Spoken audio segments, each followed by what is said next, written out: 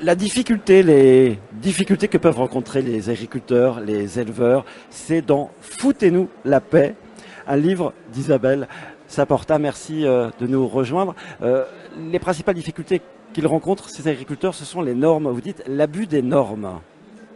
Oui, parce que si vous voulez, aujourd'hui, on est censé soutenir notre agriculture, nos artisans de la bonne chère. On a un ministre, Stéphane Le Foll, qui nous a dit, voilà, moi je suis pour l'agroécologie, je suis pour soutenir nos paysans. Et sauf qu'en fait, on se rend compte que ce qu'on fait de mieux, c'est-à-dire la petite agriculture de proximité, on la noie, on l'ensevelit, devrais-je dire, sous les normes. Les normes, votre livre est paru il n'y a pas très longtemps et comme par hasard, on en parle. Le président de la République est arrivé au Salon d'agriculture dans sa première allocution. Il a parlé de l'accumulation des normes et de l'étiquetage. Et quant aux normes, on a appris que finalement la France allait plus loin que ce que demande l'Europe. C'est ce que vous décrivez dans votre livre avec différents exemples. Mais vous savez, les politiques en France, c'est toujours comme ça. C'est-à-dire que quand ça marche, c'est grâce à la France. Et quand ça fonctionne pas, c'est la faute de l'Europe. Ça, c'est très, très français.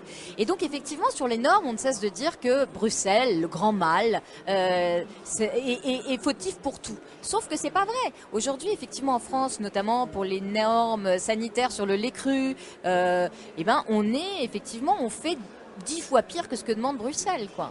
Et on les fait appliquer, ces normes, de façon curieuse. C'est-à-dire qu'on découvre qu'il y a moins d'inspecteurs qu'avant, qu'ils sont plus dans les bureaux, et qu'il y a aussi de l'autocontrôle qui profite aux plus gros et aux mieux armés, on dirait.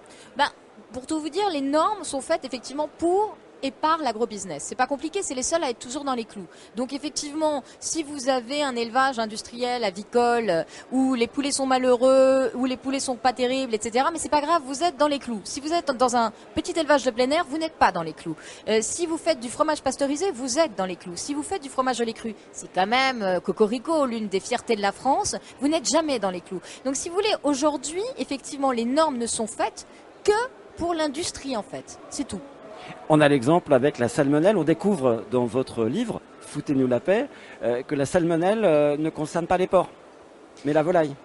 Alors, mais ça c'est toujours une question de lobbying, c'est-à-dire que effectivement on la cherche dans l'élevage en plein air avicole parce que ça ne pèse pas grand-chose en termes d'emploi. On ne la cherche pas dans l'élevage porcin. Pourquoi? Parce que là il y a des coopératives agricoles dont vous avez vu cet été qu'elles ont une puissance incroyable, la Coperle par exemple, et que quand ces gens-là disent non, eh bien le gouvernement se couche. Hein. Mais par contre, dans l'élevage en plein air, on martyrise ces gens-là pour un principe de précaution qui est complètement délirant parce qu'en fait il n'y a aucun problème de salmonelle dans ces élevages, hein, il n'y en a aucun problème, on ne le retrouve absolument pas dans le muscle du poulet.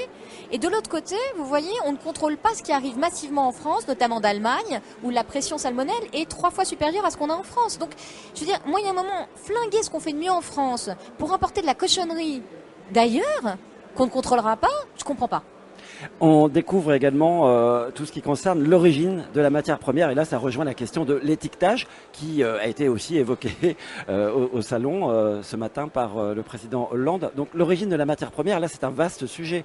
On se rend compte qu'il y a de l'importation. Enfin, on ne sait pas, par exemple, si on achète du fromage basque, est-ce que le lait vient du Pays Basque? Pas forcément. Alors là, pour le coup, il y a un lobbying extraordinaire de la part des industriels pour qu'on ne sache surtout pas comment sont composés les produits industriels. C'est-à-dire que moi, quand j'entends Belin dire c'est la faute de Bruxelles si on n'a toujours rien fait sur l'étiquetage des produits, des plats préparés, notamment de la viande dans les plats préparés, c'est faux. C'est les industriels, ce sont les industriels qui ont fait du lobbying. Sur le fromage, c'est pareil. La commission a dit il y a pas de problème, on pourrait savoir d'où vient le lait qui sert à composer le fromage. Les industriels ont dit oh là là, surtout pas. Pour les produits mixtes, ça veut dire quoi mixte? Ça veut dire qu'ils mélangent tellement les laits de partout et de surtout de nulle part qu'ils ne veulent surtout pas que ça sache, c'est tout.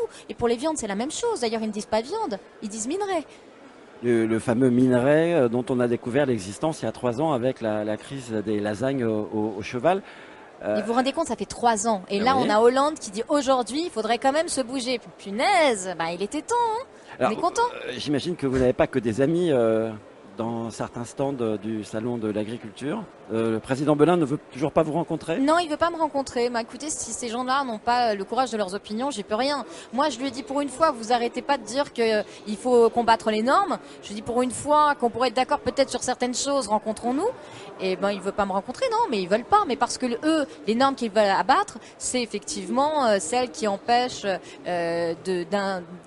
d'introduire des élevages de plus en plus d'implanter des élevages de plus en plus industriels et de plus en plus gros. Ils veulent surtout pas qu'on limite les pesticides, alors que ça, ce sont des normes qui sont très importantes par contre. On a l'impression que les petits ont du mal à faire face aux gros qui sont avantagés. Vous voyez l'avenir comment? Moi, je vois l'avenir de façon assez positive, curieusement. C'est-à-dire que je pense que là, je dirais vraiment, on est à la veille d'une grande révolution, entre guillemets, agricole. On a un très joli sondage qui est sorti ce matin dans le Parisien qui disait que 86% des Français étaient pour, effectivement, une agriculture de qualité et de proximité. Je pense que le consommateur et le monde agricole sont unis main dans la main pour vouloir quelque chose de meilleur, de bon, qui permette aux paysans de bien vivre, aux consommateurs d'être heureux et à l'environnement d'être protégé. Donc je pense qu'on est à la veille de ça. Je pense que le modèle industriel est au bout du système. Et moi, je suis assez positive. Je pense que là, les choses vont changer. Le logiciel va tomber et peut-être même que Belin va tomber. Et pour conclure, donc là, la proximité, vous parlez du sondage, c'est ce qu'on appelle le circuit court. Le fait de pouvoir consommer ce qui est produit près de chez soi, c'est pas évident. Il y a des exemples dans votre livre, mais on a l'impression qu'il y a des résistants et que les choses sont en train effectivement de bouger. Je pense aux AMAP, aux agriculteurs qui s'organisent pour pouvoir vendre leur production à leurs voisins. Ça, c'est quelque chose qui est assez nouveau. Moi, je vais vous dire quelque chose. Ces personnalités que j'ai rencontrées, ce sont des résistants, ce sont des guerriers de la bonne chère. Et effectivement, heureusement qu'ils sont là, qu'ils bataillent en permanence, qu'ils ne baissent pas les bras quand ils ont la brigade de la végétation concurrentielle qui viennent leur dire que l'herbe est trop haute, ou quand un inspecteur de la protection de la population vient leur dire qu'il y a trop de bottes dans leur vestiaire. Heureusement qu'ils ne baissent pas les bras, heureusement qu'ils sont là. Et vous verrez, ce sera ça l'avenir. Merci. Merci à vous. Isabelle Saporta d'être venue nous parler, nous présenter votre livre « Foutez-nous la paix » aux éditions Albin Michel.